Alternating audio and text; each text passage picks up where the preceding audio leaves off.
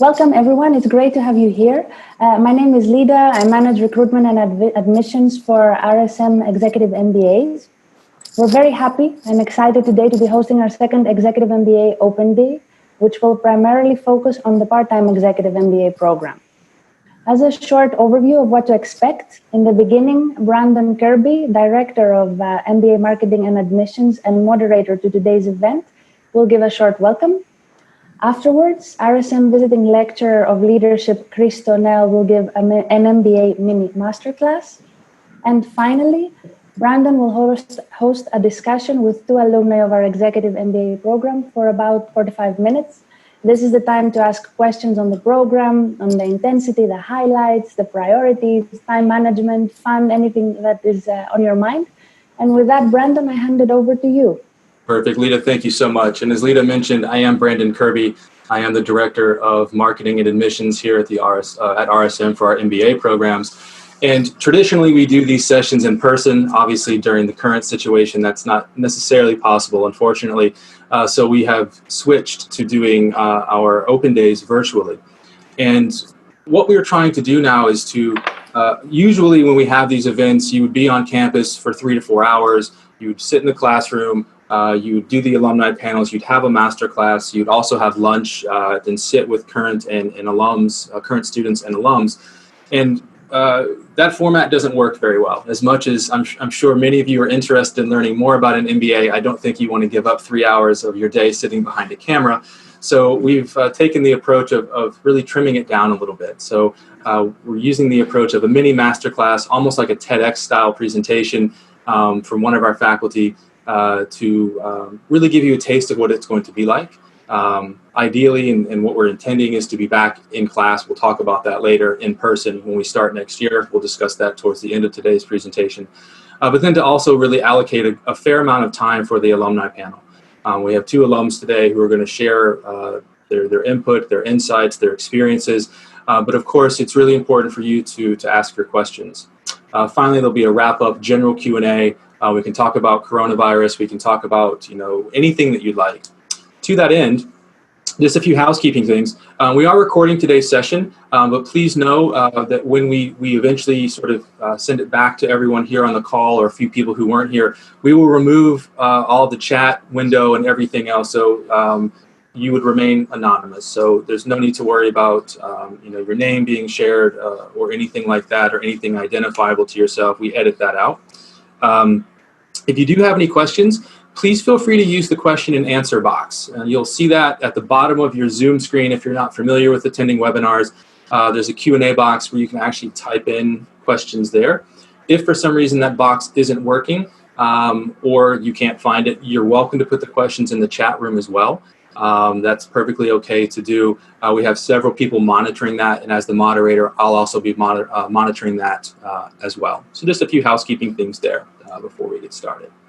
So today it is my pleasure to introduce Professor Chris Donnell, who is a visiting lecturer at RSM.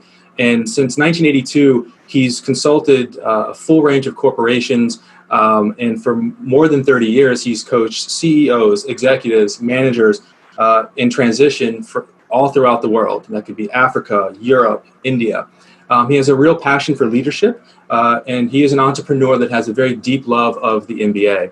And I think what was interesting for me in reading and speaking with him was the role that he played in bringing together big businesses and the anti-apartheid regime in South Africa to establish a democratic and non-racial government in South Africa. That was, I think, very interesting to me as well. So it's a man who has a lot of experience, has a lot of thoughts on leadership. Finally, he is also one of the primary architects of the personal leadership development part of our program, or PLD as we call it for short, which I'm sure many of those who are on the webinar today might have seen that in conversations with Lida or with the brochure. So we wanted someone to come in and speak on leadership, especially in the current challenges that I think leaders are facing. It's always good to sort of go back to basics and also really look at it. So Chris is going to present on that for the next 20-25 minutes. And so with that, Christo, I'm going to hand over the remote control to you, which you should have now, and you should be able to move the presentation forward just by there we go. Awesome. So with that, I'm going to put myself on mute. I'll be monitoring the chat and we'll bring in questions at the end. So without further ado, Christo, please go right ahead. Thank you. And it's a wonderful opportunity to be engaging with you from South Africa. And I'd like to give in this talk and the dialogue with you a couple of key pointers that I have encountered over the last 35 years working in organizations. And of course, anybody that's looking at an executive MBA already has a certain conviction, a passion, a capability, and want to further their own environments, their own careers. But here's a reality of leadership. And I think the whole thing, the fourth industrial revolution, is going to intensify this process. That on the one hand, countries and companies are going to be employing less and less technical specialists and generalists, and they're going to look for talent. They're going to look for the individual. But when we look at the talent, there's some realities about this. And that is that,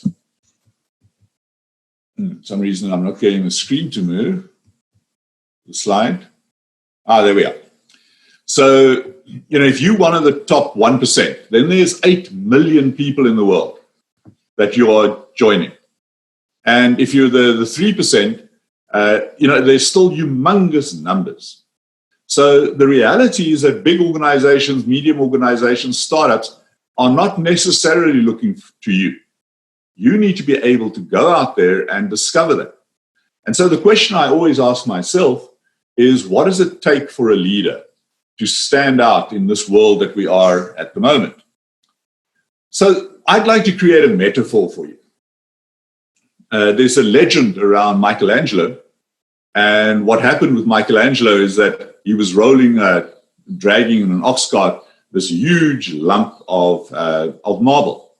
And someone stopped him and said, "Where are you going with that rock?" And he said, "I'm going to unleash the angel that is within. I'm going to unleash the angel that is within." And so one of the things that we look at is to say we need to see ourselves as an incisive and deliberate developer. So let me use the metaphor of an artist, a sculptor with a piece of rock. And as the artist and the sculptor, as they chip away at that rock, they start getting a shape that is taking place. My apologies, for some reason the slide's not going forward. There we are. And so slowly but surely, there's this dream within that starts to emerge. Last year, I was in Florence and went to the magnificent statue of David by Michelangelo. And one of the things that happened there is that he has these vast blocks of rock with a figure emerging. And his whole philosophy on that is that inside the rock sits a work of art. And that's me, that's you. But it takes enormous amount of challenge, of resilience, of fortitude. So when we look at that, I'd like to ask you a question and for you to ponder over. And that is to say that leadership is a daily choice. We get promoted, we go into organizations, as a politician you are elected, but real leadership is a daily choice. You have to be an activist leader. One of the worst things that can happen to any of us is that at the end of a year, people look at us and they don't see that we have grown. So what is that chipping process that we need to go through? What is your genius within? I'm going to give you a moment just to read this wonderful statement on anxiety, and then I'll come back to that. So just read through the statement that you have on your slide.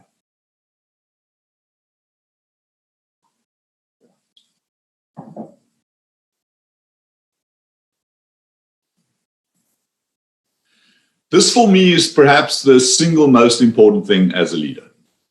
And that is to acknowledge that as I grow, as I shift, anxiety will appear.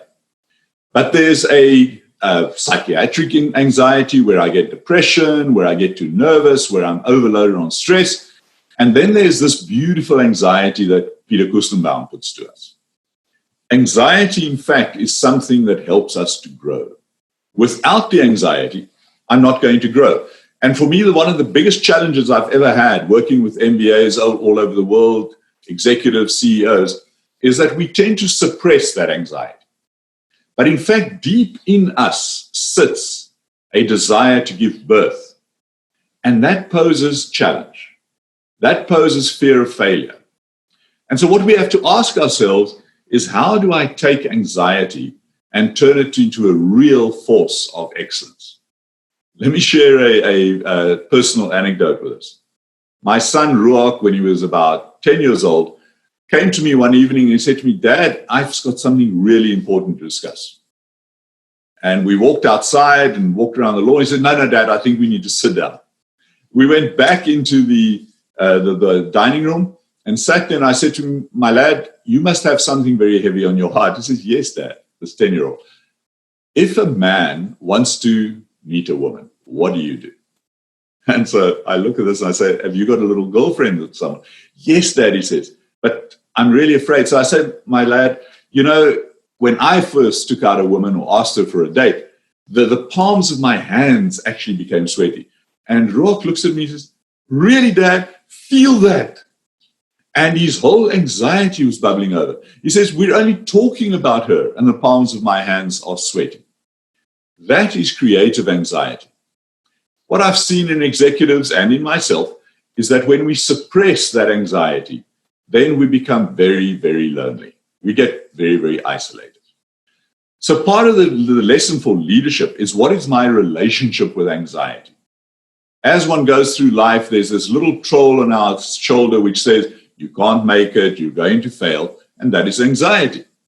But when I reach out my hands and when I reach out to engage with someone, to become vulnerable, then anxiety becomes my friend.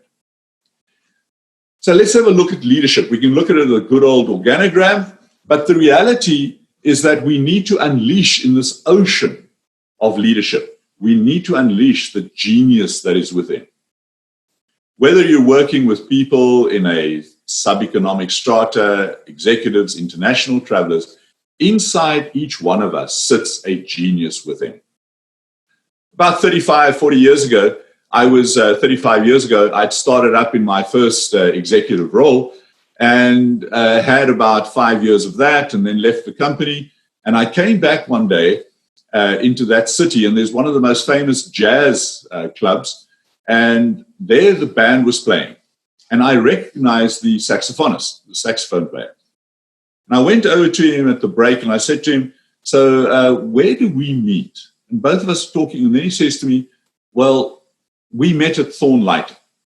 Thorn Lighting. That was the company I was in." And here I'm talking to Isaac, and then suddenly I remember Isaac was the driver. Isaac would arrive in the morning, he'd get the car keys, and he would go around making deliveries, but he was a driver. Now I met him 25 years later, and I say to Isaac, "Well, are you still part of the band?" He says, yes. So I said, but Isaac, what got you to do that? Where were you when we met? He says, "Well, I was just a driver. And we were playing in this one band, but now we are famous." Now this is a driver, taxi driver, and now he's famous. And I said to him, "But what did you do?" And he said, "I reached within. I reached within." Here's a man who's now an international musician, but he started out as one individual in this whole ocean of work that we can do. One of the challenges that we have as leaders is to say, how do we tap into the resources of others? And the challenge that I'd like to pose for you is to not look at leadership as part of an organogram hierarchy top down, but rather see it as this flow of energy, this flow of integration. And instead of looking at an organogram, this is really what our organization should look at. And part of the challenge is to first get the entire system into the room. There's a delightful story about the famous motor car company in Sweden, Volvo. And at some stage, what happened is that the producers, the production and factory, they were seeing that the particular color green Volvo was starting to sell out and there were no stocks. So what did they do? They started making more green Volvos. Then they got feedback from sales saying, we've now got dead stock on our hands. And what was happening, in fact, is that sales were giving out discounts on the motor cars. They were enabling people to have extended loans at a very low interest rate, but they didn't tell production. Production saw the sales going up, and so what were they doing? They were making more and more cars, and they sat with this dead stock for years. Because on the one hand, you had people selling and not telling, and on the other hand, you had people making and not talking. And what we need to do is get the entire system in the room. So when you're looking at a challenge, it is to say to ourselves, who are the people that have to co-create the process? We have to have an exquisite shared definition of the problem or challenge. What is it that we share, whether it's marketing, HR, production, logistics? We need to be able to see our organization from all of those perspectives. And that's bringing the people into the room, which, of course, can have real challenges. The last 2 days, I've been working with a nonprofit organization, and we had 5 people in the room talking about what they were doing. And what I found fascinating is that these are all people that have spent at least 5 years in the organization, and they were discovering from their colleagues elements about the company that they, in fact, didn't know much about. So how do we bring people into the room to build a focus stream right across the process? Here's one of the challenges. Each one of us gets recruited or promoted because we are specialists in a particular area.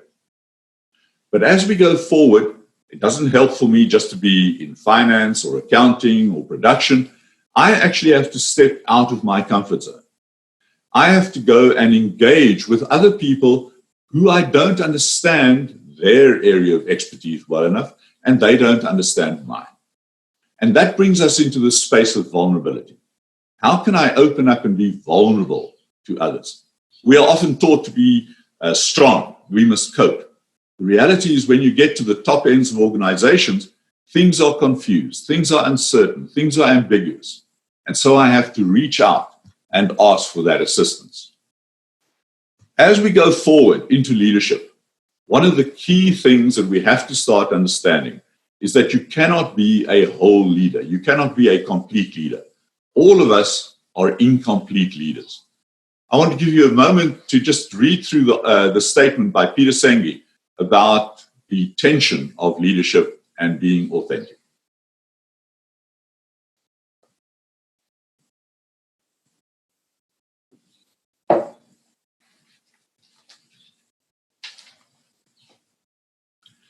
What Peter Senge from MIT in the United States is so brilliant at is he says that we mustn't try to be all things to all people. We have to be authentic in how we can operate. I'm very fortunate in that the 1980s and the 1990s, I became very intimately involved in the anti-apartheid movement. And of course, there are 2 incredible leaders that came out of that, the one being Nelson Mandela. Now, Nelson Mandela, his authenticity was he was a warrior. He would go out there and break through doors, break through walls, and he became a beloved leader for that. But his biggest mentor was a man called Walter Sisulu. Where Nelson Mandela was the warrior, Sisulu was the philosopher. And he was the developer of others. Mandela was the leader of others.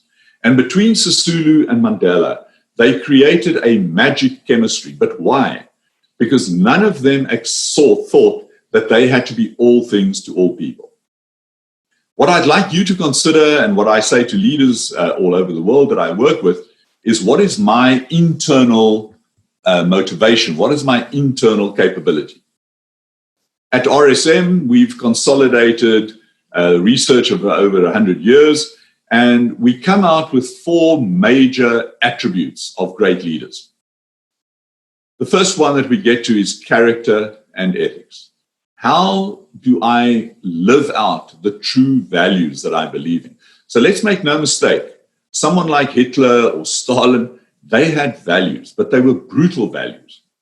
What we see inside the modern organization is that the true leaders that have sustainable progress, that have sustainable growth, they are the leaders that have a deeply rooted set of values. And what are those values? It is not being authoritarian. It's not taking control. It's not trying to do things by myself.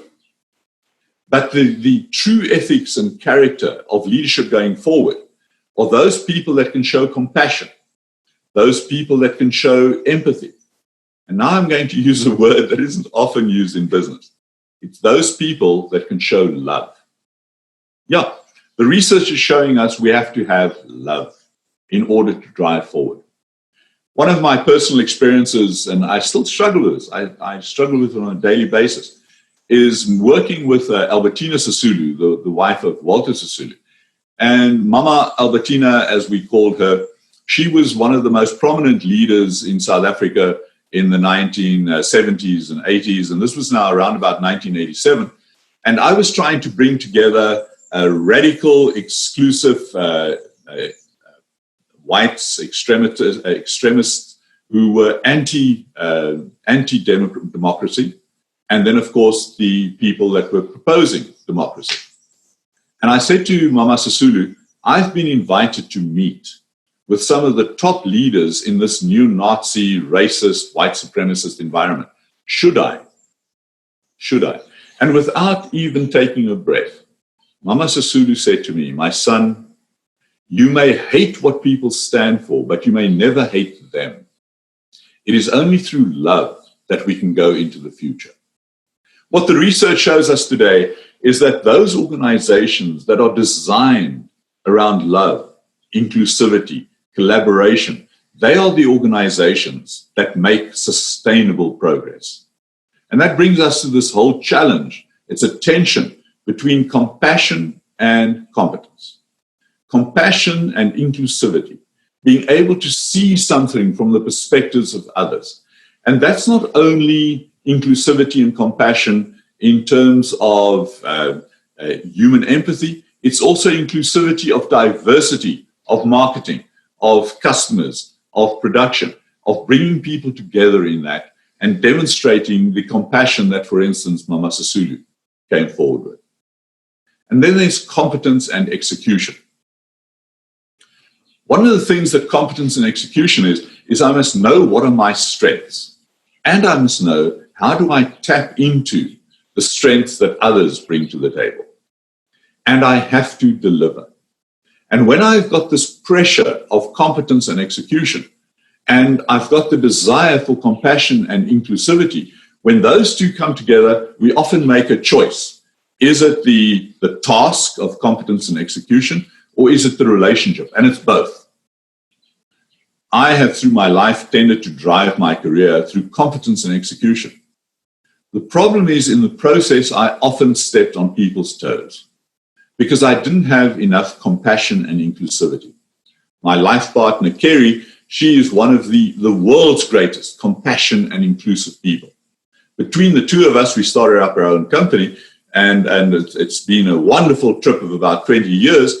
But the one thing that's always remained true is that when Kerry and I get together and I bring my competence and my execution and she brings her compassion and inclusivity, then we truly, truly start making magnificent progress. And all of that comes up into the one key element of leadership, and that is to change, to create change. We have to consistently be looking at how the organization has to adapt. Nokia. How many of you have got a Nokia? Well, of course, 20 years ago, we'd all be putting up our hands. Nokia failed. Kodak failed. We see these in so many situations where entire organizations failed because they weren't changing enough. They weren't changing and being renewing and being able to move forward into next stages of the organization. As we go forward, and with the world of the fourth industrial revolution and the world of COVID-19 and other environments, we are going to be swamped with the amount of change that has to take place. And so as a leader, I have to step out and I need to make a personal decision. How am I going to step into the room? How am I going to go forward and take the organization and others with me? A metaphor for me in this is the situation of asking myself, am I a sailor on a yacht, or am I a water skier on the ocean or on the lake? Am I a sailor or am I a skier? What is the difference between these two? Well, the thing with the skier, it takes incredible athleticism, incredible strength. But what you do is you hook yourself onto the back of a boat and you are dragged through the water. You are dragged forward. Well, the difference between being a sailor and a skier is that as a sailor, you have to be able to set direction. You need to be able to adapt all of the time. And not all of us are up to that. When I am a sailor, I need to have incisive interventions in the organization. I need to be able to go forward and work with ambiguity and uncertainty. And this is very, very difficult because most of us like to live in a world of certainty. As we go forward into leadership, as we go forward into growth, these four elements are going to be consistently on our plate: character, compassion, competence, and change leadership. And none of us can fulfill all of that at the same time. As it is with myself and my partner, Kerry, it is the combination, it is the synergy that brings us together. Can I invite you just for a moment to look at these four elements and ask yourself, what is my go-to position? In these four elements, none of us can be all of them. So we have different type of recipes. I'm high on the competence. I'm high on the change leadership. Kerry is high on the compassion. She's high on the character. It is the synergy, it's the alchemy that comes together that really, really makes us be super teams. So where's your strength? Where is your tendency to move towards the one or the other area? As a leader, I need to grow into all of these areas, but I have to rely on others. I need to rely on people that are coming forward, that they offer their best to me as a leader. In the South African anti-apartheid movement, it was Nelson Mandela, the warrior. It was Walter Sisulu, the carer. And it's the combination of those skills that truly, truly brought out the greatness that these people offered us. So what I'd like to leave you with today is to say that as I embark upon the future, there is one horrendous mistake that can be made. And that is that the change that I am inside myself, the continuous renewal, makes me look different. And that after a year, others look at me and they say, I haven't noticed change that you have undergone. Each one of us has to bring this together to be a superior leader together with others. By myself, I cannot be a superior leader. It is myself as part of a team that creates leadership superiority. So as we go forward, my wish for you and the wish for myself and the wish for my granddaughter of 3 years old is that we can be perpetually growing, that we can be perpetually having the courage to be able to say, I don't know, that we can have the courage to be able to reach out to the unknown and move our way forward as we move with organizations, myself, and with teams. Thank you. I'm open to questions. So thank you so much for sharing not only the academic portion of what you were talking about, but also the experiential part. I have a feeling you have a lot of excellent stories to tell that I could probably unlock with a good bottle of wine, perhaps. So yeah, maybe we can work on that. I am going to open it up to questions from the group. And while we wait for some of those questions to come in, some things that I was thinking about that, might be relevant for the group. We talk a lot about, you mentioned compassion and vulnerability as being kind of key elements to be considered. What's been your experience, or what sort of advice probably isn't the right word, but what sort of counsel have you offered to people who perhaps maybe struggle with that, who maybe fall more on the competence and execution side or the change leadership and influence side? I can tell you that when we speak with people on the road or in one-to-ones who are asking about the MBA program, a lot of people want to work on their soft skills, which is, I think, a high level. You're illustrating it in a much clearer framework here. But for someone who struggles with that, maybe that goes against who they are as a person, or they feel that showing vulnerability shows weakness. How do you start to get people to reframe and think of compassion and vulnerability as a key leadership component that should be developed? Yeah, it's a profound question and observation in that. Unfortunately, the media, history, novels, studies have said to us that we have to be competent. What Peter Senge, for instance, says is that a true leader lives in ignorance and incompetence. But that makes us afraid. It makes us anxious. And so part of it is that I need to understand that it's not my job alone to be able to create change, to create success, that it's always got to be in a team context. So what I have found, one of the most important things is to be able to have people engage in the dialogue of what are you good at and what are you not good at. And don't worry about what you are not good at, because someone else can step into that space. And we have to overcome the delusion that I'm supposed to be everything to all people, and instead to be a very powerful team player. So let's take something like soccer, or football, as it is called in the United States, is that in soccer, the goalkeeper cannot be the striker. The striker can't be the left wing. It is that synergy of diversity that brings us forward. And in the process, seeing anxiety, not and a sense of vulnerability, not to see that as something which means I'm incapable of something, but rather to see it as being totally human. So think about a young person, that 3-year-old, like I am with my granddaughter. What I find at that age, they're not frightened to make mistakes. They're not frightened not to know how to do something. And so I learn a huge amount by watching my granddaughter, because she's experimenting. She's trying things out. She doesn't think she's failed when she loses her balance and falls down. She doesn't get embarrassed by that.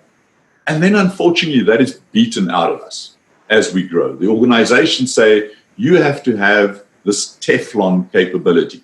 Nothing is going to hold me down.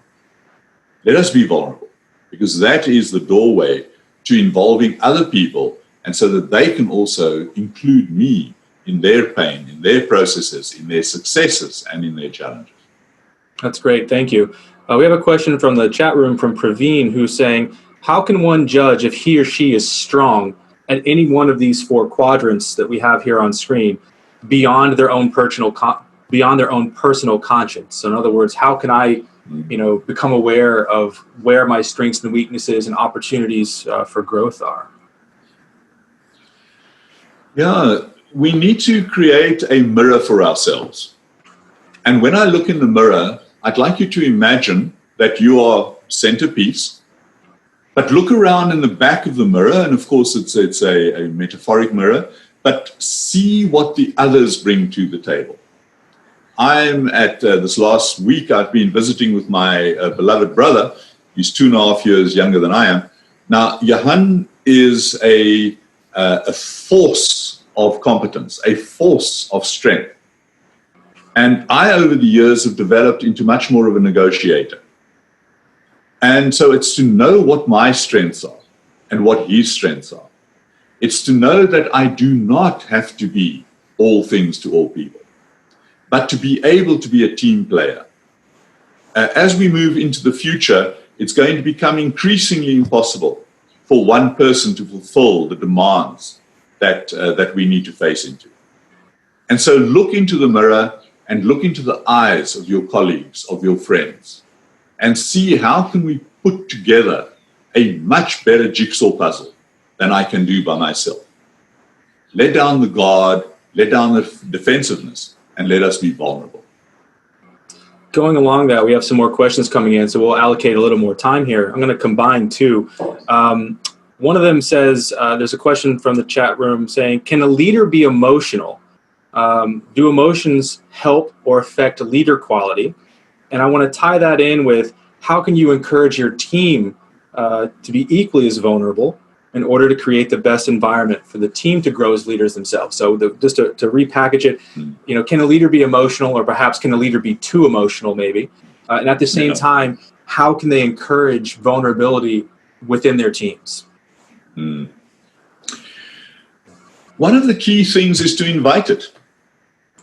It's that we need to get rid of this image that I need to be able to be competent at everything. So how do I do that? Is by getting a team together And by starting to understand one another, not just within the work context, but understand one another in a very personal and developmental context. When I look at the situation within any team, let's take again soccer, you don't want the goalkeeper to also be the left wing. You need to bring them together in a synergy. And the best way to do that is for asking for feedback, is asking people to be my mirror and tell me what they see. And so the greatest teams that I've ever worked with, they would spend once a month, once every 3 months, a session in which they say, what is it that you at this stage feel incomplete about? And reaching out into the magnificence and the strength of others to make me a more whole leader, but not having the mythology that I have to be all things to all people. Together we can be that. That's great. Thank you. I'm going to combine 2 more questions together to another dual part question. I hope you'll humor me on this. The first part of the question says, can you give an example for the character and ethics parameter? So when we talk about character and ethics, what do you mean by that, I guess? So maybe an example of what would fall underneath, whether that's a skill set or a behavior, what would fall underneath character and ethics? And then perhaps maybe tying it, someone's asked us to maybe tie it back a little bit to the PLD program that we've developed, and how do we help students to think about this, to focus on this? So can you provide an example of character and ethics? And then, how do we try to address this from your view within the program? Yeah, that's quite profound. I think the first thing about character and ethics is that Hitler and Stalin had character. And they also had ethics, but it was ethics of a warped type. And one of the biggest challenges that we face as we move into the 21st century and beyond is that what is the underlying belief system that I operate with? Everybody's got beliefs. What is my belief system? And my belief system has to be one of vulnerability, inclusivity, getting the diversity of views to the table. And that takes practice. It's not something that happens by chance. In fact, if I'm not thinking about it, then unfortunately, my natural impulse and the natural impulse of others will come to the table, as opposed to tapping into the genius of the other. Together, we can be geniuses. And that means that I mustn't feel and I mustn't set myself up for the failure of saying I'm supposed to be all things to all people. It's the beauty of the diversity of capabilities, of experience, of perspectives that brings us into character and ethics.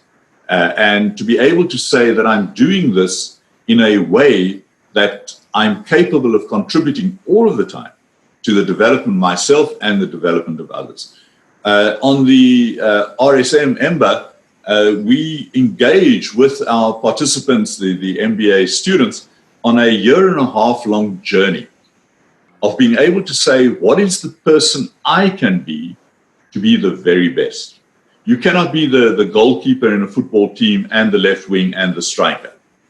So one of the things that I need to do is to be able to say, how am I going to make myself vulnerable to others? In a Hitler, Stalin type of environment, you dare not show vulnerability because then you're a coward and you get shot down. What we see in modern society is I must let down my guard. I must know that the solution doesn't lie within me and doesn't lie in someone else. It is to embrace it and work with the wonderful diversity of every human being. And so one of the things that really sets RSM aside is that instead of having only, and the very important clusters of knowledge, but that for 1.5 years, you develop your own character. You look at what is the leader I can be. I'm a deep, deep introvert. My brother is an extreme extrovert. We ran a very successful company that we started up in the mid-1980s. When Johan and I were together, when the person that reaches out, the warrior, the carer, that is one of the key things that we need to be able to look at, is to not think I have to be the answer to everything, but that together we can craft an answer. So to celebrate the diversity within and the character, and then be able to embrace it together with others. Thank you for that. We have time for one more question, and we have a couple that are going to be sort of left out there. And what we'll try to do is circle back with these individuals. Perhaps we can, do a follow-up, Christo, with you to provide your thoughts, and we can facilitate that at some point later. And before I ask this question to you, I'm also going to say to the audience, go ahead and start thinking about questions that you would like to ask for alums. So if you'd like to go ahead while Christo answers this last question and switch your topic of conversation, so to speak, to the alumni panel, which we'll be turning our attention towards in just a moment, using the question and answer box, using the chat room window as well, perfectly fine. So go ahead and start submitting your questions for alums. And while they do that, Christo, the last question for you, there was a question kind of around the current COVID situation. And I'm going to kind of morph this question a little bit. The question says, how will characteristics of leaders change in the future, taking into account the challenges the world is facing today, in particular coronavirus?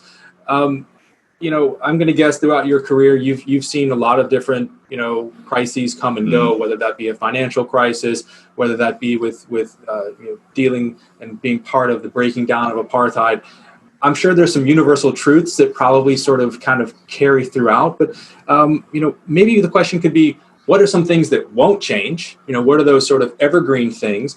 And what are some things that maybe you see that might change? Because perhaps this situation we're facing now maybe does have some uniqueness to it compared to other challenges we've sort of faced as humanity in the past. And I know that's a big question, so if you need a moment to sort of ponder. So what do you think will change, and what do you think will probably not change when we think about the characteristics of being a successful leader? Yeah, I think that's quite a profound question to ask.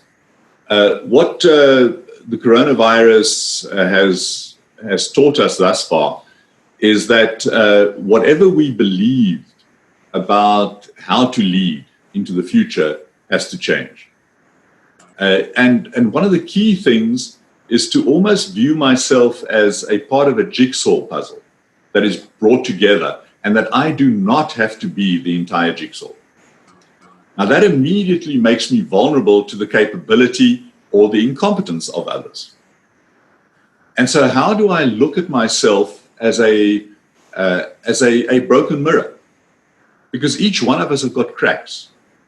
And to be able to say, I cannot do it by myself, I need to be able to reach out to others. I think one of the sad things that we've seen in the world today is how the tensions between different societies, the type of imagery of a Donald Trump who wants to be all things to all people, and that pressure that we put on ourselves and others to be, and not to admit my fears, not to admit my angst, but to be able to reach out and get others to also support me in that process. So as we move forward, I think we're going to face, I'm quite glad that I'm 66 years old, because my adaptation of new areas is much slower than I see in my children and my granddaughter. They are going through, and everybody that does an MBA, we're going through a world which will be unrecognizable in the next 10 or 15 years, and already it changes on such a rapid basis. Is that how can I understand I do not have to be the whole? I do not have to be complete. It's in the glorious incompleteness of my capability and my expertise that I can truly, truly become part of an integrative and an inclusive family of addressing things. I think we're going to go with COVID-19, we're going to go through revolutionary changes over the next 20, 30 years. They were there in any event, and this is merely accelerating it. But vulnerability, being able to reach out, being able to ask for help, while also being uncompromising on performance. And it's that tension that we're going to have to be able to manage as we go forward. I agree. And I think that also the frequency of these large-scale events, if you will, are getting, the time in between each one of these large-scale events seems to be getting shorter. So we don't have this period of stability, so to speak, that is 20 years. You know, now it's 15 and 10, and so that will be a challenge for leadership to really be able to, as you pointed out, you know, are you really the sailor that can navigate those difficult waters and set the direction and, you know, tack when you need to tack to sort of carry on the sailing analogy? Or do you want to be the person that's strapped to the back of the boat that you can't control where it's going and you're riding the waves and hoping you can come out on top? So it's plenty of unique challenges ahead of us in that regard. Christo, first off, I'd like to thank you on behalf of RSM and the entire community for taking time out of your morning to share just a taste. I mean, this is really just one little, you know, drop of water in the bucket that is PLD, and also, you know, the kinds of things that you and a lot of your peers will work with students on while they're in the program. So first of all, thank you so much for sharing that and for being there. Also, you know, thank you so far to the questions that we've had in the chat room. Definitely keep them coming in. It makes it a more engaging and a more interactive session when we can cover the topics that you're interested in. So Christo, I'm going to sort of turn our attention away from you for just a moment, and you can sort of drink some water and sit back and relax. We're now going to turn our attention to the Executive MBA Alumni Panel, and I'm pleased to be able to introduce two alums to the table. Hofi and Werner, if you'd like to turn on your cameras and your microphones. There we go. Perfect. Good morning, everyone. Good morning. Good morning. And again, thank you to the two of you for taking time out of your mornings to be here as well. I think we had this discussion in preparation for today that these sessions are really critical, I think, for individuals who are considering doing an MBA, whether that's at RSM or anywhere. The ability to be able to speak to people who have been there, who have done that, I think is really critical. So ground rules for this session, or this part of the session, pretty much similar to the other. As you have questions, submit them either through the question box or through the chat window. I have them both up. I'm monitoring both. Remember, if it's a question that's more about full-time MBA, we will definitely answer those questions. We are writing them down, but this really isn't the environment for that. Today is specifically more towards the executive programs. And the two alums we have here, Hofi and Werner, are both EMBA alums. So if there are specific questions that might be more leaning towards a full-time MBA, it's not that we don't want to answer them. Today just quite isn't the forum for it, so we are taking note of that, and we will be sure to follow up with you after today's session to address that. One last thing is I always, whether I do this in person or if we're doing this virtually, we always let the alums know to be honest, to be authentic. You know, not everything in an MBA is going to be you know, roses and sunshine. There's going to be challenging moments, and whether that's with the team or even with the school. So we're happy for them to be honest and to share their opinions with that. So Hofi and Werner, while we're waiting for questions to come in, I'm going to ask you each the same question to answer, and I think you can introduce yourself and provide a little bit of context of what you do and who you are. But ultimately, I'd like each of you to answer the question, you know, why did you decide to do an MBA? And then secondarily, what made you select RSM? There's a lot of programs in the Netherlands, there's a lot of programs in the region and in the world that you could choose to do, but you chose to do RSM. So Hofi, maybe you can go first. Tell us a little bit about yourself, why you chose to do an MBA and why you chose to do RSM. And while the two of you are answering, please keep sending in your questions so that we can continue on the discussion from the chat room. Hofi, please go ahead. Yes. Hello. Good morning, everyone, again. So I'm Hofi Einarsdóttir. I come from Iceland.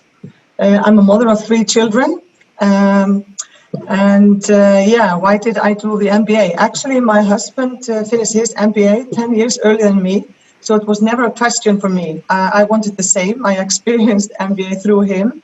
And I was so interested, but we waited for 10 years, and I think it was good for the relationship and everything, because to be honest, like Brandon said, it's a lot of pressure on everyone.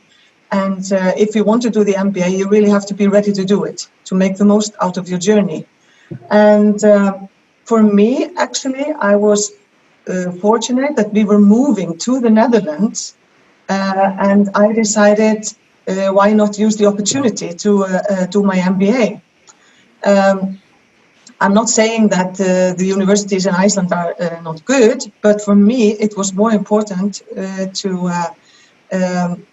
have it more international and also to broaden my network. I have a very good network in Iceland, but Iceland is a small country. So then I started looking into the universities in Holland, and I asked around as well. And there are actually also alumni in Iceland from RSM. So now I'm part of a group that also always meets once or two times a year. So I was very fortunate that RSM, that name came up, and I searched around, and is very close to where I was going to live. Only 7 minutes away from my house. So for me, it was never a question. And when I went to visit the university, I got this very good feeling. And I have to admit, I didn't even visit another university. So that's my story. That's great. Werner, over to you. Hi, everyone. So Werner Schumann. I'm South African who's made the Netherlands his home for the last 10 years. And I originally studied psychology and philosophy and then entered the business world around 10 years ago. So I wanted to increase my knowledge of different aspects of the business. I did a second master's at RSM in corporate communications. I'm working in marketing now. But I still felt there was some kind of business skills and knowledge that was lacking. And I had a very, very good experience of RSM from doing my master's in communications there. And I also did a lot of research in terms of, which universities would be considered the best. And you obviously look at these rankings. I'm sure a lot of you did the same. And I figured, with the MBA, the kinds of investment that it is, and I also did a part-time master's before, it's a huge investment, not just of your own money, but also of your time and energy. And I think if you're going to invest that much into something, go for the best. And that was my thinking. And I certainly didn't regret it. And RSM is not paying me to say this. I really felt that was the reason I chose RSM. And I was very happy with my choice and also a bit surprised by how good the quality was. That's excellent. Now, here's a question that will be for both of you. I'm going to, again, kind of combine two questions here. One of them, Werner, I don't know if you'll be able to speak to, but I think the other part you can. So a question coming in saying, it's a very practical question, this person is saying, how did you make an MBA fit into your life with work and with children? This person says that, what were the timings like? What were the schedules like? They have a full-time job and they also have young children. So they'd love to know how you managed to make those things fit for you. And Hofi, I think that's probably a question more for you. And while she answers that, Werner, maybe you can think about this question, which is, what effect did the executive MBA have on your social and private life during the course of study? So think about that. Hofi, we'll start with you. You had children. You had younger children. You were in a new role, if I remember. You were in a very leading role, as I recall. You would come in. So talk to us about that. How did you manage? What was it like? Yeah. Okay. Yeah, it was very challenging, I have to admit. When I moved to the Netherlands, like I said, I have 3 children, but we were living in 3 different countries. I left my daughter in Iceland, she was 15 at that time. But what made it successful is that, of course, I asked her to come with us, if she wanted, but she understood it. So it was, she understood my investment in this, in the studies. And so I had the support of everyone. But of course, I had to support my family as well. And like Brandon said, when I moved to Holland, I changed the jobs as well. So I went from the banking industry to the startup world, which was totally new to me, and started managing the Feel Iceland. But that also was good for me during the studies, because I had a lot of new challenges and new projects and, of course, strategy. So I could connect everything that I was doing as well with the studies. And it was a win-win, not only for me, but also for the company. But what I did, and I think it was very successful for me, is that I was very organized. I had to be organized to jiggle all the balls.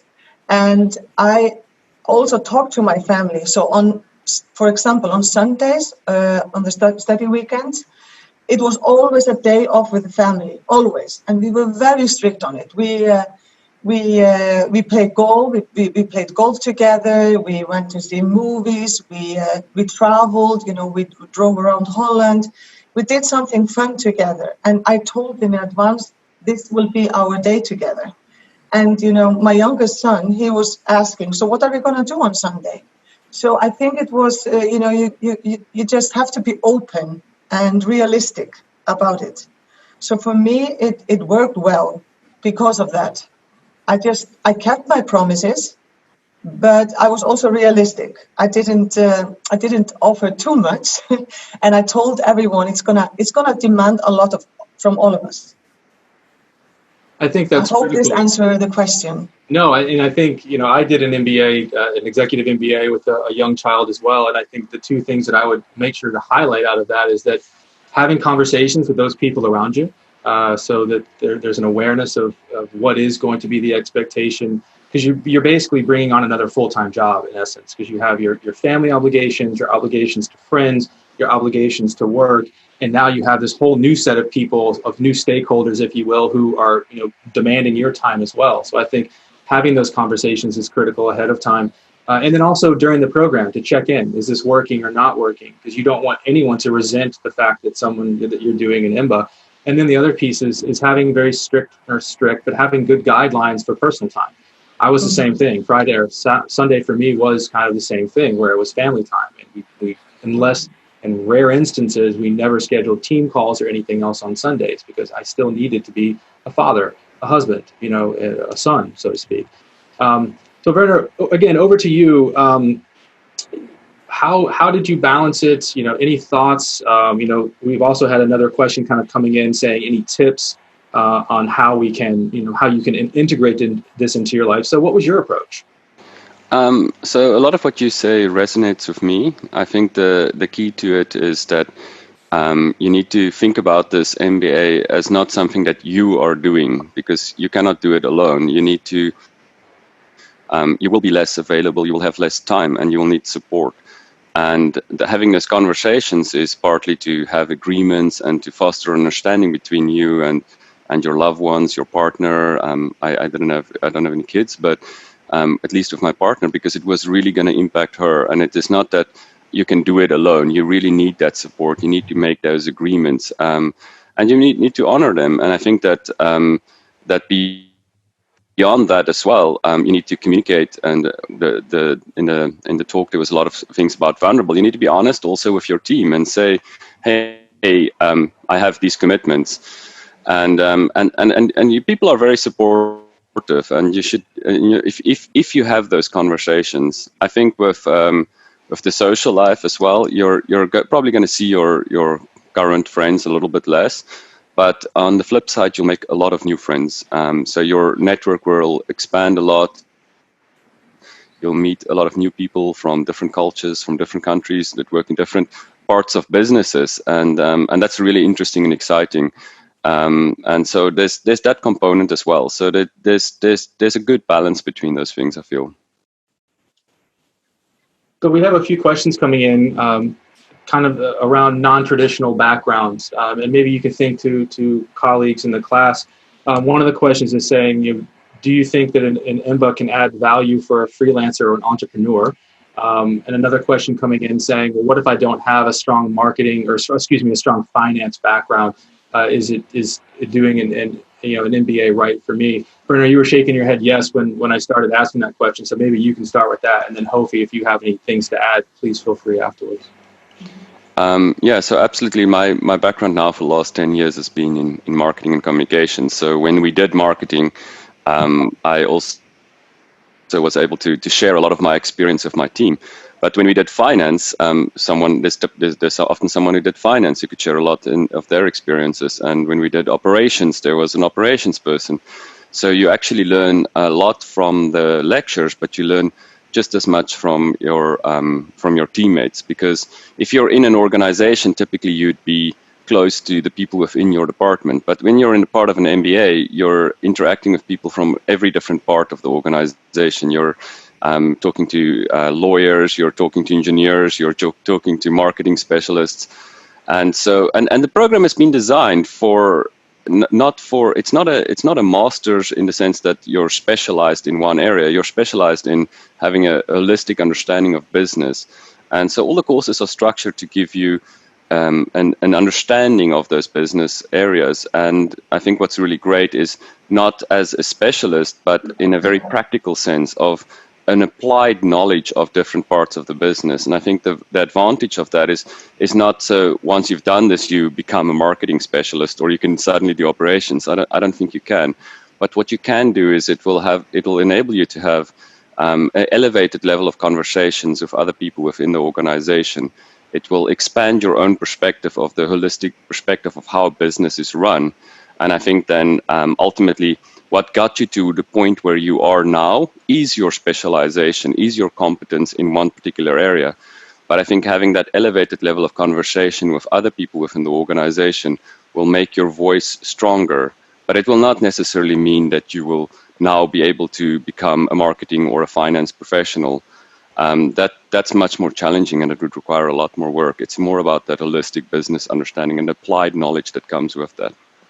Sophie, anything to add from you to that? Yes, for me, I would advise people, definitely it's for everyone, it doesn't matter what your background is. You just need to ask yourself the question, why do I want to do it? Am I willing to invest in this? And I think, we can all add something, even though some people have the finance background or business background. I think what is important is that don't take the lead in assignments or projects that you are the strongest. Try to take the lead in the projects that you don't know as well, because then you will learn more. So, it's easier to always to do what you're the strongest, but you will not learn as much. So, and like Werner said, we learn from the professors, we learn from the lectures, but we also learn from each other. And we are there. And the diversity is so high, and that's the beauty of it. Yeah, and especially on the entrepreneur part, when I started my program, I had owned companies in the past, and actually in the middle of the program had launched another company. And I never worked for a large organization, so I wanted to be around people, who had worked for, the Fortune 100, 20, 30,000 employees. And I felt it when I went in that what am I going to have to offer these individuals? But I very quickly learned that for every one of them that that had that experience, they also wanted to know what was it like to own your own company, because a lot of people eventually wanted to do that. And once I realized that I had an equal seat at the table, I think that was critical. As a freelancer and an entrepreneur, I can share with you that you get invited, at least in my case, you get invited to the table of your clients much earlier in the process. In my case, I was in advertising, but I was able to give thoughts and thinking that fell outside of advertising. And I had the credibility of having done an MBA where people would actually listen to what I had to say, partially because I'd done the training of the MBA, but I was viewed as more than just, an ad guy. I was someone who could also add value in other areas. So I think from an entrepreneurial perspective, you'll learn areas that maybe you didn't learn previously in your previous education, which will be critical because, for me, I didn't have an accounting or finance background. And to Werner's point, I'm not going to go be the CFO of a company, but I understood balance sheets and cash flows and how to read annual reports, which helped me with my business that I wouldn't have had otherwise. Plus, to Hofi's point, I now had a network of people that when it came to, dealing with accounting things or legal things or whatever it might be, those people were just a phone call away. And I was able to get, really good advice and insight that I might not have gotten had I gone, out and found a lawyer or found an accountant. Right? You had that relationship. So I'm going to combine two questions here again. And the question, there's one question that asks, why did you decide to do a second master's? I guess that's in the case of Werner and Hofi. I think you also had a master's as well. So with that, the sort of other question is, what was the additional value of the executive MBA for yourself in addition to your previous degrees? How did that add extra value for you that maybe was something that you didn't find the first time around? Hofi, do you want to go first on this one? Actually, I got this question a lot. Why are you doing the MBA when we started? Because I have a lot of experience with managing people, and both in the banking industry and the telecommunication. And for me, I was doing it for myself because I wanted to increase my value, broaden my scope, the network, like I told you, and also to be able to run my own company. So, and actually we have a small company, me and my husband today, so it's a little bit on the side, but for me it has given me a lot regards to that, more like how I approach the project, the strategy, and just the overall setup. But and like I said earlier, for me it was never a question. I always wanted to do it, and I don't regret it at all. And I enjoyed my journey so much. I don't want to do it again, but it's like when I climbed on the highest glacier in Iceland. The view was beautiful. It was amazing, and we were standing at the top. And I'm not going to go again because it was perfect to me at that time. But yeah, like I said, it was never a question for me to do this. Even though I have my background comes from business and international marketing, I learned so much. Because people are thinking you have to have the finance background. Is it easier for you? But we have change management, we have strategy, we have organizational behavior, human resource management. It's not only about the numbers, it's also about the people that you're working with, your social skills. So my advice is that, because there are in my group there were a lot of engineers, and I learned so much from them, but I think I also taught them how important the soft skills are, because it's not only about the degree. You are there to add value to what you already have. Yeah, Werner, from you? Yeah, so I think I also mentioned on this a little bit earlier, but I think at least, and this is true for me, and it was a lot of true for several of my other classmates, was that what got you to the point where you are now is your specialization. And what you do in a typical master's is specialization. And I think what Hafi touched on as well is you're doing a lot of different subjects. So what happens, the MBA is not about specialization, it's about broadening your perspective. By understanding many different facets of the organization. So it's about that broadening of that perspective. And the second part, which is also really important, and is actually the leadership component, and I think that's something that surprised, I would say, a lot of my classmates, was how impactful the leadership program actually was. And that part is about self-knowledge, which sounds unusual in a business context, but it's extraordinarily important.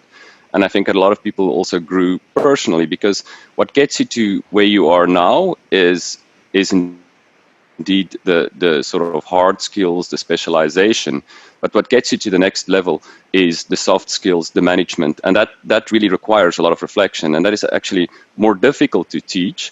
And admittedly, not all the components appeal to everyone within the MBA. Some of it was seen as fluffy or something, but a lot of people got enormous amount of value from that as well. And I do think that as you move in your career, your specialization that got you where you are now is not going to be enough. You need the broader perspective, and you need that personal growth. You need those soft skills, and this gives you a solid foundation on which you can build. Because you don't. I saw earlier something come by in the questions. Well, is 2 years enough to learn how to become a leader? No, but it equips you with some of the tools to continue learning, because leadership is about a continuous process, a continuous learning, discovery, challenging yourself. And I think that's something also Chris touched on in his lecture. But it equips you with skills that help you to continue with that journey. I know sometimes that when I do these presentations and I talk every open day, typically there's a part of the program about personal leadership development. And I know there's going to be a percentage of people in the audience who are going to roll their eyes. I know it. Because it isn't something that traditionally gets focused on, especially in undergrad, and to your point, Werner, in masters as well, because it is a specialized area. We don't really focus on that. I can tell you from experience, having watched hundreds of not only MBAs, but full-time MBA students go through the process, if you will, the most resistant, there's nothing in this for me, this is a waste of my time, you will find something to take away from that, from the leadership component side. And if you think about it, the higher up you go, you're not going to need to run a net present value exercise. You need to interpret the results and take decisions and to motivate people to do that. So Werner, you make a great point, which is, that there's also a famous book, right? What got you here won't get you there. There comes a point in your career where you have to switch your mentality and think about what are those skills and competencies that you need. It's no longer just getting the best out of yourself, it's getting the best out of those around you. And a lot of those skills are touched upon in PLD. I'm going to clean up some questions here in the chat and then bring another question back to you all. Actually, I'll ask it first and then I'll clean up some questions here. We have quite a few questions that are around, what is the one thing that really impacted you in the program? What is the one thing that has helped you in your professional career? So take a moment while I address some of these other smaller questions to think about the answer to that. So what is the one thing, the one takeaway, the one thing that stuck with you, the one thing that helped you to break out of your mold, however you want to address that, but take a moment to think about it. I have a few questions here. Someone asking is basically, can someone be too young to do an MBA or to do an MBA? On the more practical side, we do require at least 4 years of work experience. I think that there's an argument for either side. I think you want to have some experience. The average age for our MBAs is around 34. There are some outliers that might be a little younger, but then there are plenty who are older. I think if someone is in the 26, 27, 28 range, they're typically a better fit for full-time MBA because A, you're coming out of the classroom, you're focusing for a year, you're surrounded by people who have a similar experience level or perhaps a little higher.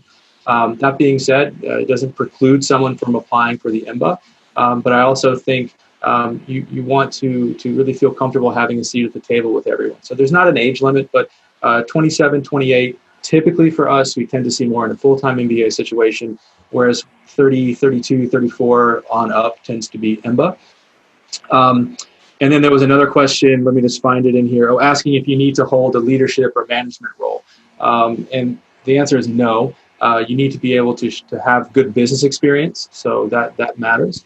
And you need to be able to share that experience. And I think both of the alums have touched upon not only what they learn through the faculty, but and through their own studies, but also being around people.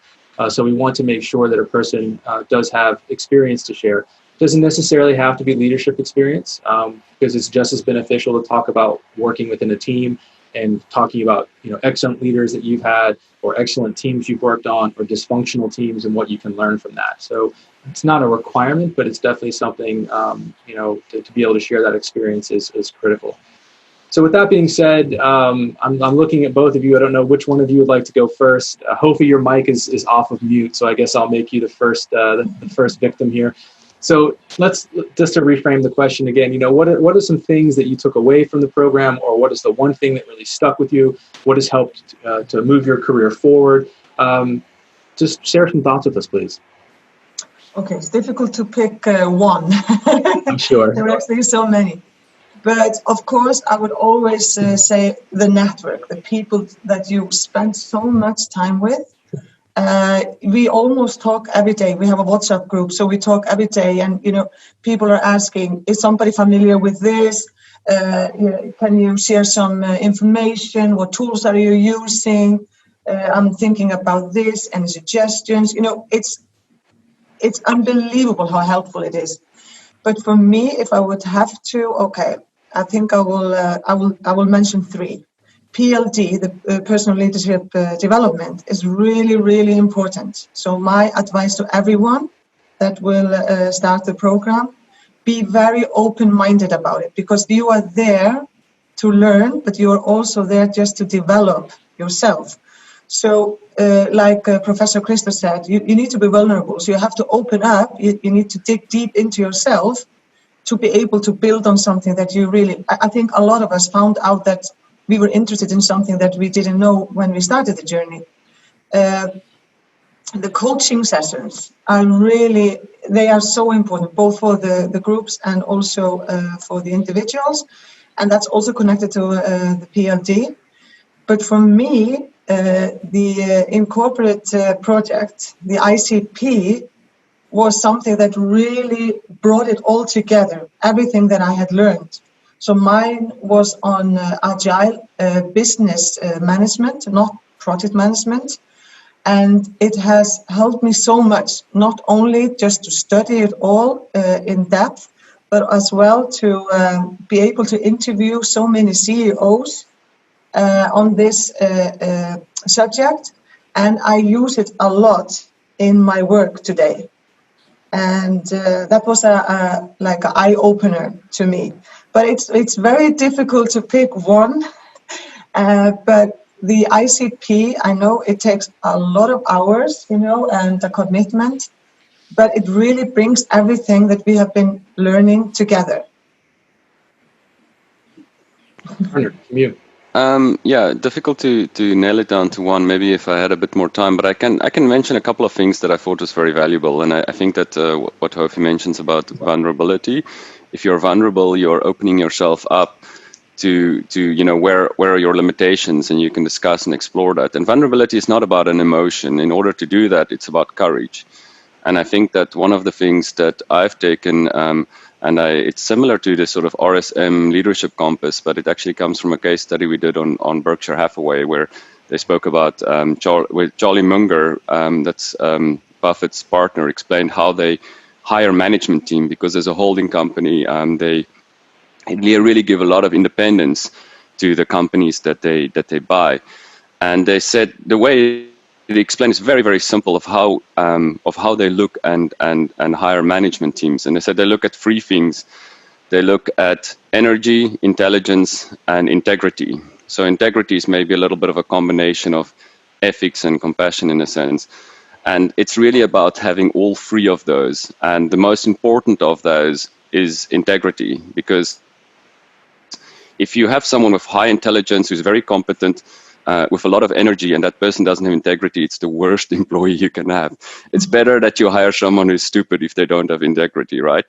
And so I think that that's really important, because that changed really how I look at growing a team and the types of people I would choose to work with. And also for myself, making sure that I maintain that balance, that I can bring positive energy to conversations, to team calls, that I can, maintain my integrity as well within if there's a challenging situation. I think that the other thing that was also really important, and that relates back to the point on vulnerability and having the courage to be vulnerable, is from the leadership retreat. That was really, really great experience. And it's not, I don't think I want to delve into what it entails, because I would encourage all of you to go for it. But I think that the importance of that is like real leadership and growth. The foundation for that is self-knowledge, and it comes from this vulnerability. I think what's really interesting about the environment that they kept on repeating as a mantra while I was doing the course is that it's a safe environment. And what's interesting is if you're in the business context, you're being constantly judged and evaluated, and you internalize that sort of environment very often. But when you're in the MBA, it's not about being judged and evaluated, it's about personal growth. So the basis for that is also acceptance. So you have that space to be vulnerable and and that facilitates this kind of like growth and self-knowledge. Here's a practical question. I'll let both of you answer. The question was basically, how much time in an average week did you commit to your studies? I know what we say to people. We typically tell people it's 20 to 25 hours. Now that can be done more or can be done less, but we try to overstate what we feel it is rather than tell someone it's going to be 5 hours and then they get in the program. They're like, what is this? You didn't tell us the truth. Hofi, if you reflect back on your time, and of course I know it ebbs and flows and goes up and down, but overall, if you have to look back at your time in the program, what was the average amount of time you were spending per week? Yeah, I would say 25 to 40 hours per week.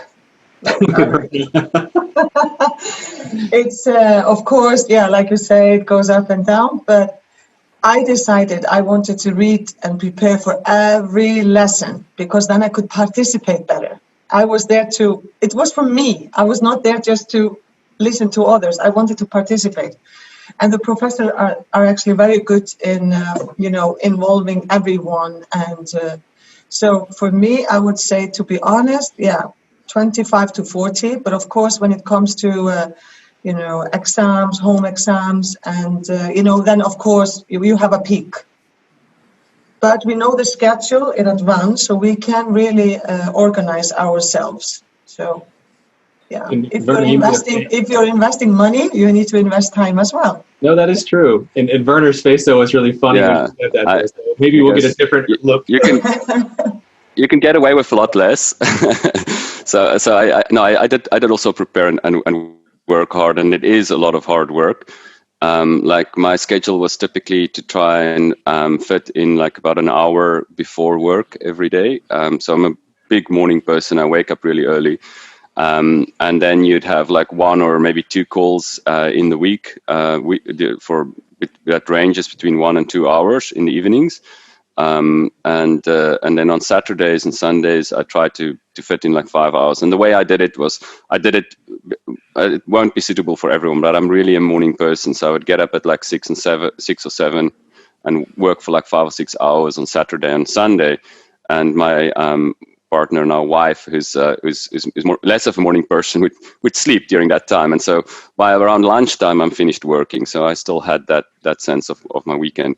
But so putting that all together, I'd say more like 15 to 20 is what I put in, and it's I think it's enough to get out of it. I mean, I did prepare, I would say 80 to 90% of the reading materials. Sometimes it's not realistic to try and do everything, and you need to be smart about what you do. You need to like make some trade-offs occasionally. But in addition, what I also did was I used some of my leave sometimes when it was very big assignments, like for example the ICP. I used 2 weeks of leave to just finish that in basically in like 2.5 weeks. And one of the other things that's quite some practical advice that I could give prospective students. What I did when I asked for support from the company, I didn't ask for financial support. I asked for time, because that's the resource that you have the least of during the MBA. And I said, well, can I get additional time off for when I need to be in class? And that's actually quite a lot. So if you think about your introduction week, first year and second year, that's 5 days. Your study trips, that's first year and second year, 5 more years. If you do the leadership retreat, that's 5 more days. And it's quite a lot, but the company is quite receptive to this, because in principle, it didn't cost them anything. But in the end, I got 20 days extra leave. And that really helped me, because then I could also use some of my normal holidays for studying when needed. And that really helped me to maintain quite a healthy balance throughout, even though the workload was quite high.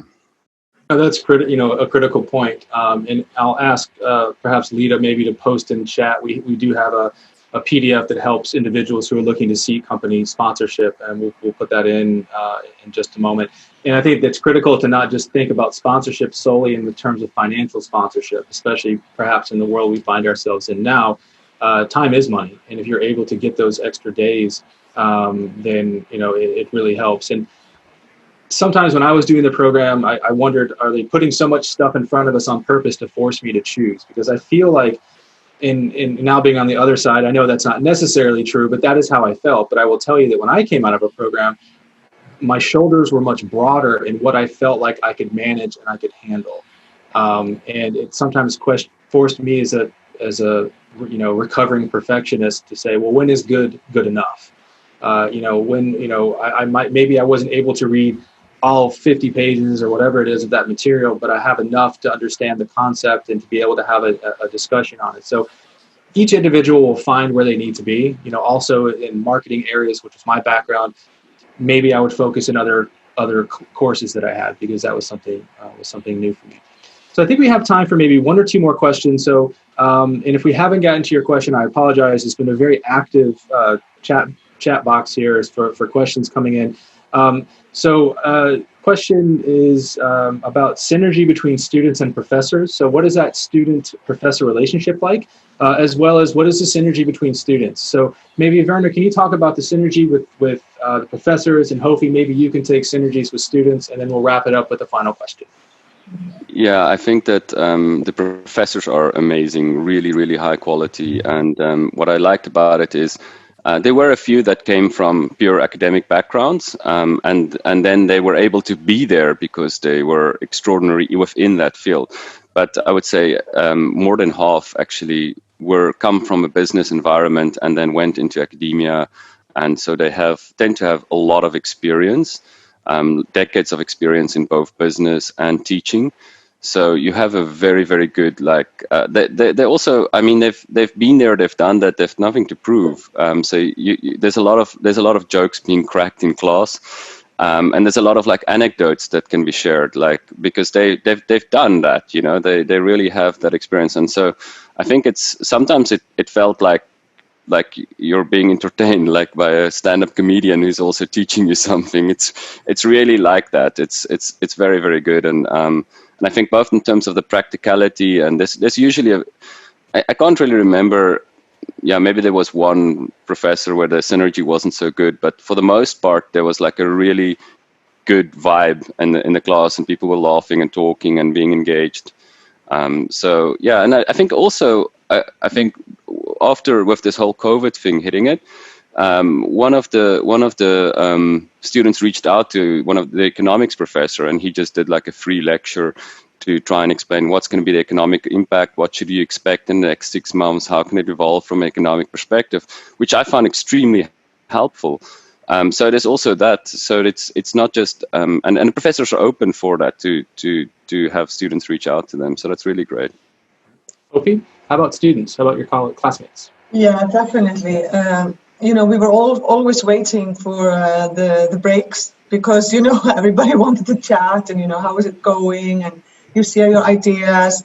And I think it always surprises people that we are dealing with similar things, both like challenges and opportunities. And even though we are not in the same sector, we can still, you know, there is a lot of synergy.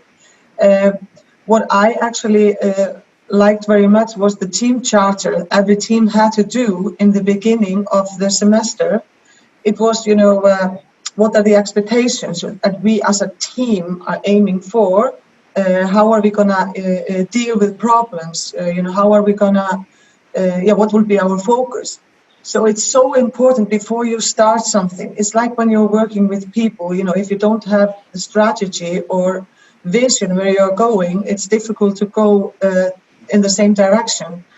The social happenings are so important. I know a lot of people mentioned the Novotel bar Friday evenings. It should be a part of the program, but I think it actually is because people go there. You don't have to stay there for long, but it's very important to participate in most of the happenings. And believe me, there will be a lot of happenings organized by the students. And also as a team, because when you work on a project and we all have very busy schedule, but to do something outside of that and just, you know, to have the chance to get to know each other as persons is very important. And that's how the synergy also comes in place, because we all have some values to bring. So definitely. And I also agree with Werner about the professors. We also had 2 sessions actually on a Saturday morning with professors during Corona time. Corona is not over, we know that. But it was so nice. It was like a reunion to us. So, yeah. Oftentimes I found that discussions in the classroom spilled over into the coffee breaks, especially if you disagreed with someone or you wanted to speak more about it, because you're not always able to close off every single discussion, which is, I mean, that's what you're there for. It's a forum, it's a forum of business professionals who have hundreds of years of experience combined between them, and sometimes it spills over to the coffee break, to the bar at Novotel, to the morning breakfast the next morning, and you'll find that happens. So we're going to wrap it up here. I'm going to put the question in front of you, and then I'm going to clean up a few questions that I can real quick, and then we'll hand it back to Lida to close it out. So you both were sort of in the chairs of the attendees today. So you've been on the other side of the table. What is one piece of advice or one thing that you would give to someone thinking about considering doing an MBA? So take a moment to think of an answer. I'm going to just clean up some quick questions here. There's a question about how many hours expected to spend studying in class per day. You're there for, basically a full day almost on Friday and Saturday. So several hours there. And then again, we sort of already talked about it's around, anywhere from 15 to 40 hours. It's a pretty wide range, but that's why we 20 to 25 is a safe assumption. It can definitely be more. It can sometimes be less. One other question asking how best to prepare for the program.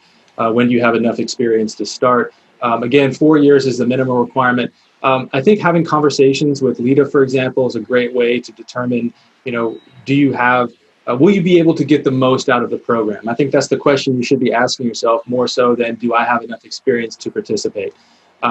This deals with, the things you've seen in your career, having an understanding of what you want to do afterwards. All of these things can play into, quote, preparation, if you will. So a lot of the application process really forces you to do a lot of introspection and reflection, which by the time you get to the submit button, you have a pretty good idea if you're interested and you should be doing it. So beyond that, if you're not reading business journals, if you're not reading the FT, if you're not reading Harvard Business Review, those are critical things, because if you haven't been in school for a long time, there's going to be a lot of material to read. If English is a second language, all of the material is in English. So depending on what your experience is there, if you're an engineer and you read a lot of technical manuals or technical things, but now you're being asked to read, case studies that aren't necessarily technical basis, you need to retrain your brain a little bit. And I also think writing is another critical thing that gets overlooked. There tends to be a lot of writing in the program. So an easy way to do this is to read a Harvard Business Review article and to write a summary, write a 200-word summary. It trains your brain to pull out the critical information from the case study, but also gets you in the mode of writing and reading again. So that's some things you can prepare for. Anyway, so a moment ago, Hofi, Werner, I asked you both to think about what piece of advice would you give to someone on the call today. And so briefly, I'll turn it over to each of you for like a minute, maybe, just to kind of give a final thought. Hofi, go first, please. Yeah. Okay. You can do it. I think it goes through all of our minds. Can I do it? Will I have the time? 22 months goes by so fast. And in the last months, you're like, no, it's not over. It's not going to be over in 2 months. So, you can all do it. I remember when I was driving to the university on my first school day, I had butterflies in my stomach. I hadn't studied for many years, and everything went through my mind. Can I do it? How will it be? And of course I was older than 34, but our RSM makes it so easy for us, to break the ice. Werner talked about the safe environment. We can ask the questions. There are no silly questions. I didn't know anyone, and I thought, oh, how will that be? Actually, it was even better. And so if you are thinking about it, don't let it stop you that I cannot do it. Don't wait. And if you think about it too much, you will always find excuses. No, next year. It's like when you're having a child. It's never the right moment. You could always do something differently. But when you are expecting a baby, you prepare yourself. And I remember on the third day of the first week, I was in a team, and one of my team members, he comes to us and he's shocked. And he says, guys, I have to share something with you. I know they told us not to get married, not to have children during the MBA, but we are expecting a baby. And I was the only one that has said to him, wonderful news. I'm so happy for you. And I saw his face turning from pale to be normal again. And it's just, we are so adjustable. So my advice, you can do it. That's great. Werner, over to you. Yeah, I can maybe just echo the sentiments of what Hofi expressed, because indeed, if you think it, there's the risk of overthinking it. There's a lot of reasons not to do it. There's a lot of considerations, and you can weigh it. But you've come this far, and I think that what I can say is that the other students are going to be in the same situation as you for the most part. they're struggling with the same things. Every year, people make it. They get through it. You can adapt. The staff is very professional, and every year they help people just like you and just like me through the process. And so my advice would be to just trust the process, and it's more like, don't overthink it. Just, it's a leap of faith, and just take that leap of faith. That's great. Thank you both for sharing your input, your insights, your experience. There's a lot of questions. We've covered most of them, but there are a few that are sort of lingering. So we'll try to come back and address those questions. Thank you to everyone who joined. I know we went a little over time. Apologies for that, but it was a really good discussion and a lot of engaging questions. I'd also, again, like to thank Christo for being here and for really, I think, setting the stage and setting a good setup for the remainder of the call. And I know oftentimes, depending on how far into the research process you are for an MBA, oftentimes we think of hard skills. I need to learn about finance and marketing and operations and accounting. And you will absolutely have all of that. Sometimes you will wish you did not have that if you're doing the statistics-based courses and things of that nature. But I can tell you without a doubt, the other piece of that is really critical is what both Hofi, Werner, and Christo shared. And that was not planned. I mean, the questions you asked were questions that you wanted to hear. So it really shows the importance of, if you have to work, you have to train to be a good leader. I mean, yes, you can say that some leaders, great leaders, are born, but they have to hone their skills, and that's what an MBA can also help you with. So again, my name is Brandon Kirby. I am the Director of Marketing and Admissions. It was a pleasure to have everyone here. I'd like to thank my guests as well. And Lida, I'll hand it over to you for a quick wrap-up, if I'm not mistaken. Thank you, Brandon, and thank you very much for hosting today's event. Next steps when it comes to continuing our engagement with all of you. Of course, feel free to email me directly. This is my work email address for any additional questions you may have. Submit, of course, a CV assessment to check your eligibility for our executive MBAs. It would be just a conversation starter. I'd love to get to know more about you, your professional career to date, what you're hoping to get out of the program, and we can see whether this is a good fit for you. On September 1st, which is a Tuesday afternoon, we will have an executive MBA talk with alumni of the program. So it will be just like the panel we had today, more extended. So my colleague Chantal will leave the link on the web chat so that you sign up directly through there. Also, we have Zoom online sessions every Wednesday at 12. So the Assistant Director of Marketing and Admissions, Vasilis Aravelas, and myself are there every Wednesday at 12, August 19 onwards. So you can drop by and we can have a casual chat there as well.